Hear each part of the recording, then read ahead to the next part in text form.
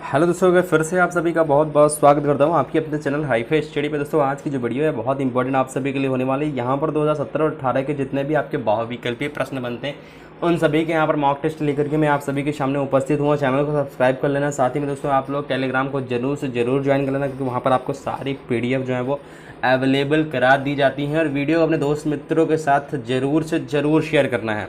अगर हम यहाँ पर बात करते हैं दोस्तों यहाँ पर पहले प्रश्न की, जो कि हमारा पहला प्रश्न है दोस्तों, यहाँ पर क्या कहता है, ठीक है। पहला प्रश्न हमारा यहाँ पर क्या कहता है कि शिक्षण अधिगम है तो दिया गया उद्दीपन मार्गदर्शन दिशाबोध और प्रोत्साहन है, ये किसका कथन माना जाता है। तो भैया अगर बात करते हैं यहाँ पर बर्टन, रायबर्न, एडरसन या फिर रेमंड, तो दोस्तों राइट आंसर आपका रायबर्न हो जाएगा, यानी ऑप्शन नंबर बी के साइड यहाँ पर चला जाएगा। ओके, अगला हमारा यहाँ पर क्वेश्चन हो जाएगा कि प्राचीन कालीन शिक्षण विधियाँ जो थी वो किस प्रकार की विधियाँ थी, ठीक है। पाठ्य पुस्तक केंद्रित या शिक्षण केंद्रित, शिक्षक केंद्रित, बाल केंद्रित या फिर पाठ्यक्रम केंद्रित। तो भैया अगर बात करते हैं यहाँ पर कि प्राचीन काल शिक्षण विधियाँ जो थी वो भैया क्या थी, शिक्षक केंद्रित विधियाँ थी, ऑप्शन नंबर बी।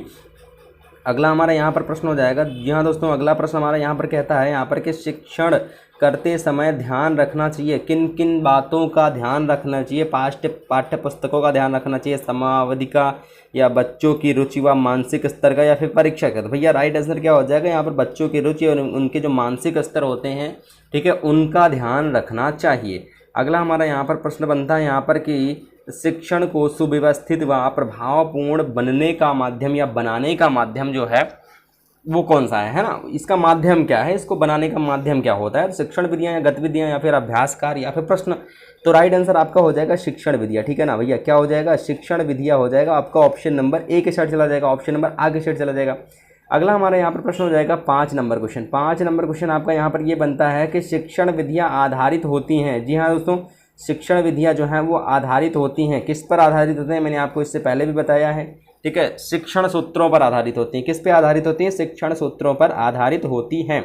अगला हमारे यहाँ पर क्वेश्चन हो जाएगा कि किंडरगार्टन शिक्षण पद्धति के जन्मदाता कौन है। किंडरगार्टन जो है शिक्षण, उस पद्धति के जो जन्मदाता हैं वो कौन है। फ्रोबेल है, मॉन्टेसरी हैं, हेलेन पार्क हर्ट्स हैं, या फिर हर्बर्ट हैं। तो भैया किंडरगार्टन शिक्षण पद्धति के जो जन्मदाता माने जाते हैं वो माने जाते हैं फ्रोबेल। कौन माने जाते हैं, तो भैया फ्रोबेल जो है वो माने जाते हैं। अगला हमारा यहाँ पर क्वेश्चन हो जाएगा कि संप्रेषण की प्रक्रिया होती है। जी हाँ दोस्तों, संप्रेषण की जो प्रक्रिया होती है, संप्रेषण की प्रक्रिया जो मानी जाती हैं वो मानी जाती हैं कि कौन सी प्रक्रिया होती है, वो द्विपक्षीय प्रक्रिया होती है। कौन सी प्रक्रिया मानी जाती है, तो भैया वो द्विपक्षीय प्रक्रिया जो है वो मानी जाती है। अगला हमारा यहाँ पर क्वेश्चन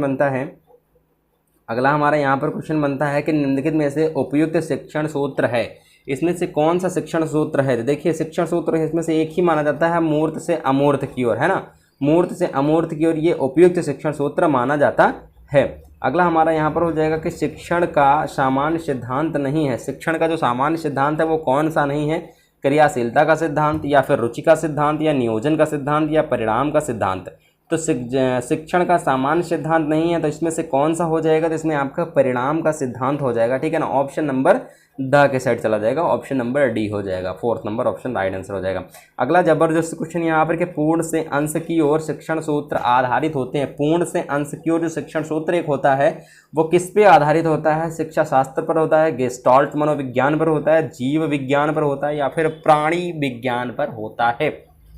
तो भैया अगर हम बात करते हैं यहाँ पर पूर्ण से अंश की ओर जो शिक्षण सूत्र है वो किस पर आधारित होता है, वो गेस्टाल्ट मनोविज्ञान पर आधारित होता है मेरे भाई, गेस्टाल्ट मनोविज्ञान पर आधारित होता है। अगला हमारा यहाँ पर क्वेश्चन बनता है, यहाँ पर जबरदस्त क्वेश्चन ये भी है 11 नंबर आपका, कि छात्र की शिक्षा सर्वदा स्थूल वस्तुओं तथा तथ्यों से होनी चाहिए, शब्दों, परिभाषाओं तथा नियमों से नहीं। ये परिभाषा जो है वो किसकी मानी जाती है, अरस्तु की मानी जाती है, महात्मा गांधी की, पेस्टोलॉजी की, या फिर हर्बर्ट स्पेंसर की। तो भैया राइट आंसर आपका यहाँ पर हो जाएगा हर्बर्ट स्पेंसर हो जाएगा, आपका ऑप्शन नंबर डी के साइड चला जाएगा। अगले प्रश्न की यहाँ पर बात करते हैं, जो कि कहता है यहाँ पर कि प्रायोगिक प्रदर्शन विधि जो है वो सर्वाधिक उपयोगी है। प्रयोग प्रदर्शन विधि जो है वो सर्वाधिक उपयोगी है, किसमें उपयोगी है, विज्ञान शिक्षण में, या फिर भाषा शिक्षण में, या इतिहास शिक्षण में, या फिर नागरिक शास्त्र शिक्षण में। तो भैया क्या हो जाएगा, ये आपका प्रयोग जितने भी किए जाते हैं वो आपके विज्ञान में किए जाते हैं, है ना, चाहे वो फिजिक्स में हो, केमिस्ट्री में हो, बायोलॉजी में हो, आप देखते हैं विज्ञान में ही प्रयोग होते हैं, ठीक है। अगला हमारा यहाँ पर क्वेश्चन हो जाता है, अगला जबरदस्त क्वेश्चन यहाँ पर हो जाता है हमारा कि सूक्ष्म अवलोकन व निरीक्षण शक्ति के विकास में सहायक शिक्षण प्रविधि हैं, इसमें कौन सी प्रविधि हैं? तो भैया प्रश्नोत्तर विधि जो होती है वो सबसे सहायक प्रविधि के अंतर्गत आता है।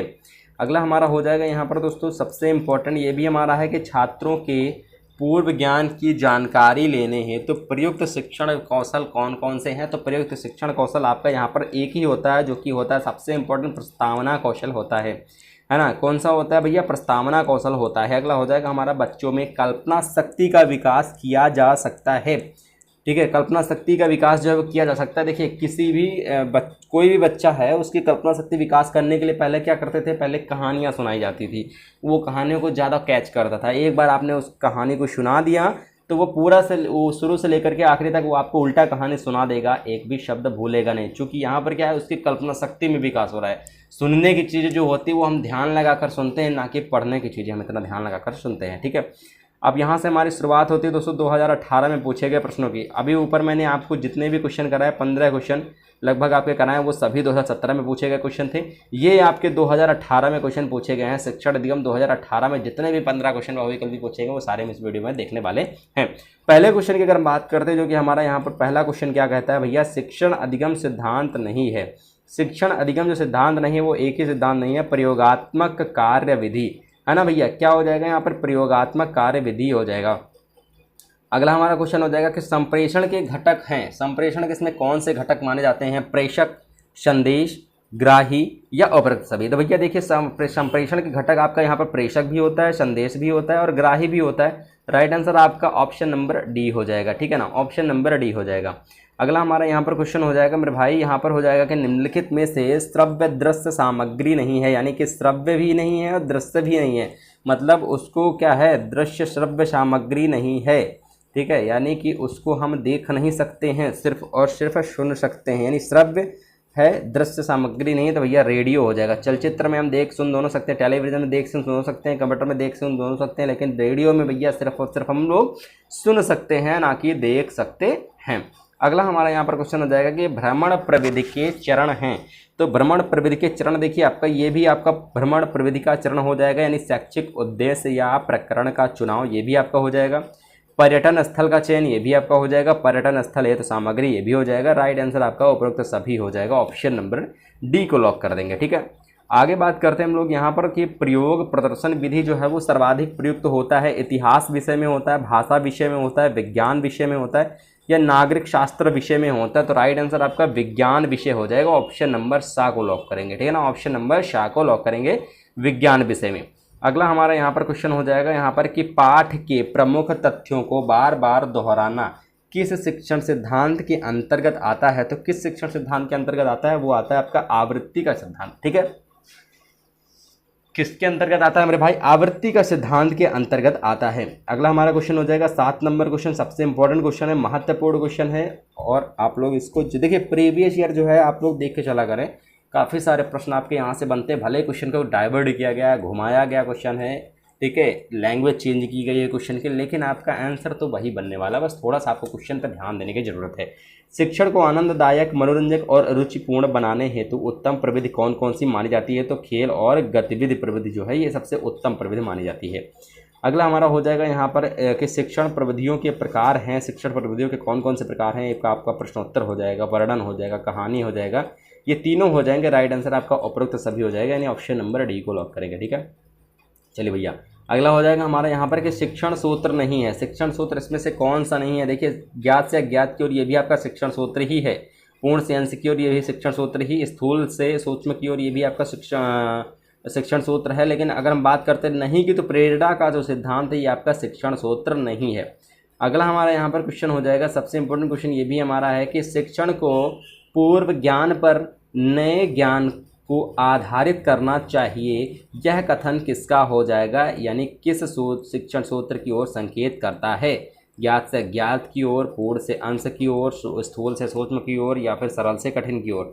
तो किस शिक्षण सूत्र की ओर संकेत करता है? तो ज्ञात से अज्ञात की ओर ये शिक्षण सूत्र पर संकेत करता है।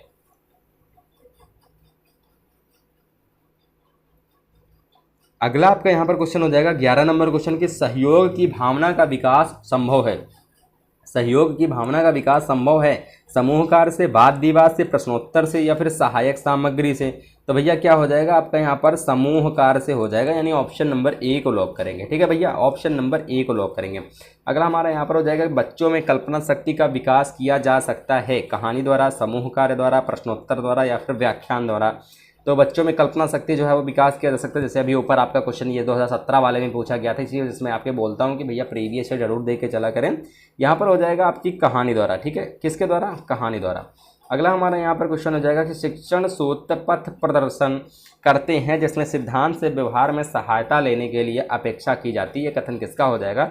रूसो का, रेमंड का, हर्बर्ट गुली का या फिर R.K. शर्मा का। तो भैया राइट आंसर आपका यहाँ पर हो जाएगा रेमंड का हो जाएगा। ठीक है, रेमंड का हमारा राइट आंसर हो जाएगा। अगला हमारा क्वेश्चन यहाँ पर हो जाएगा सबसे इंपॉर्टेंट क्वेश्चन यहाँ पर कि उपचारात्मक शिक्षण हेतु क्रियाकलाप कराए जाते हैं। अभ्यास कार्य कराना, खेल व अन्य गतिविधियों का आयोजन कराना, समूह चर्चा कराना या उपरोक्त सभी। तो भैया राइट आंसर आपका उपरोक्त सभी हो जाएगा, यानी ऑप्शन नंबर द को लॉक करेंगे, ऑप्शन नंबर डी को लॉक करेंगे। अगला हमारा यहाँ पर क्वेश्चन हो जाएगा कि प्रभावी संप्रेषण की प्रक्रिया होती है, एक पक्षीय होती है, द्विपक्षीय होती है, एक पक्षीय और द्विपक्षीय दोनों होती है, या अप्रयुक्त में से कोई नहीं। तो भैया राइट आंसर आपका यहाँ पर क्या हो जाएगा? तो ऑप्शन नंबर सा को लॉक करेंगे। क्या हो जाएगा? एक पक्षीय और द्विपक्षीय दोनों हो जाएगा। ठीक है, ऑप्शन नंबर सा एक पक्षीय और द्विपक्षीय दोनों हो जाएगा। ठीक है, तो यहाँ पर दोस्तों मैंने 2 ईयर के प्रीवियस ईयर पेपर सॉल्व किए, यानी कि जितने भी आपके बहुविकल्पी प्रश्न थे वो सभी हम लोगों ने सॉल्व कर लिए हैं।